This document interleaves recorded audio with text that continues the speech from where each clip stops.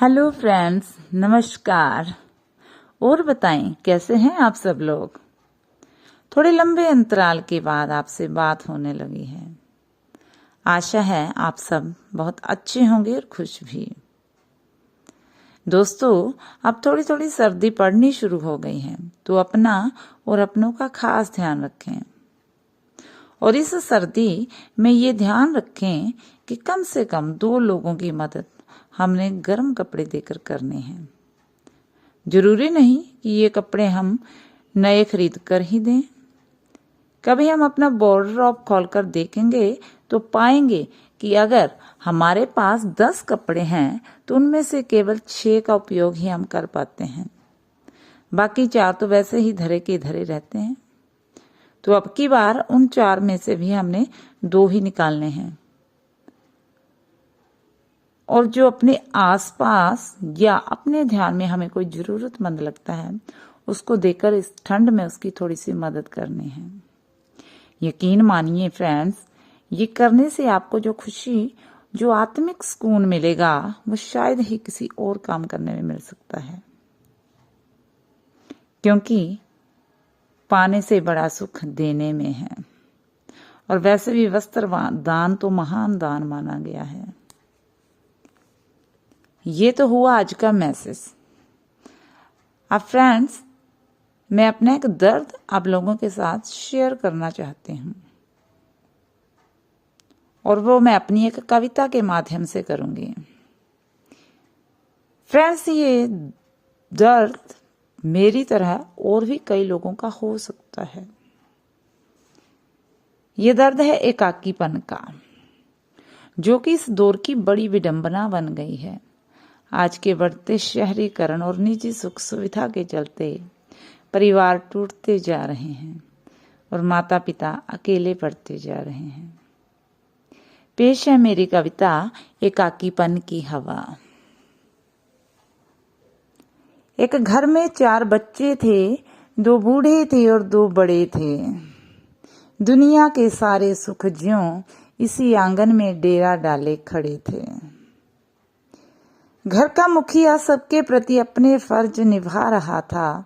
भर भर थैले दोनों हाथों में राशन ला रहा था। समय अपनी चाल से आगे बढ़ता चला गया। बच्चे बड़े हो गए, बड़े बूढ़े हो चले और बूढ़े चल बसे। 2 बेटियां ब्याह कर चली गई, 2 बहुएं ब्याह कर घर आ गईं। मुखिया उसी तरह भर भर थैले राशन ला रहा था। खुशी खुशी नवरत अपनी ड्यूटी निभा रहा था। फिर चली कहीं से एकाकीपन की हवा और घर की खुशियों को ग्रहण लग चला। एक दिन बड़े बेटे ने फरमान सुना दिया, बाबूजी हमारा चूल्हा अलग कर दो, इकट्ठे में बहुत कमा लिया। अब राशन 4 थैलों की जगह 2 में जाने लगा। ये देखकर बनिए को भी एक धक्का सा लगा। फिर समय ने करवट ली। बड़े भाई को देखकर छोटे को भी रंग चढ़ा। चूल्हा अपना अलग करने का उसका भी मन बनने लगा। कुछ दिन बीते, बोला, बाबूजी हम भी उकता गए हैं। रोज रोज की चिक चिक से हम भी तंग आ गए हैं। बड़े भाई की तरह हम भी अपना चूल्हा अलग जगाएंगे। अपनी मर्जी का कमाएंगे और मर्जी का खाएंगे।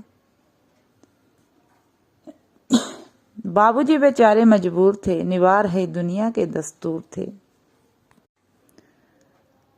बोले, बेटा जैसा तुम ठीक समझो करो। बड़े ने की जब अपनी मर्जी तो तुम भी करो। कुछ दिनों बाद जब बाबूजी राशन लेने आए तो बनिए ने पूछा, क्या बात है चाचा, राशन कम जा रहा है? ये महंगाई की मार है या ढूंढ लिया कोई नया दुकानदार है? एक लंबी सांस भरते हुए बाबूजी बोले, लाला महंगाई तो अपनी जगह है, पर ये एकाकीपन की हवा है। राशन के थैले 4 से 2 हुए, अब 2 से भी 1 रह गया। ये देखकर बनिए के मन में भी कुछ जैसे झटक कर रह गया।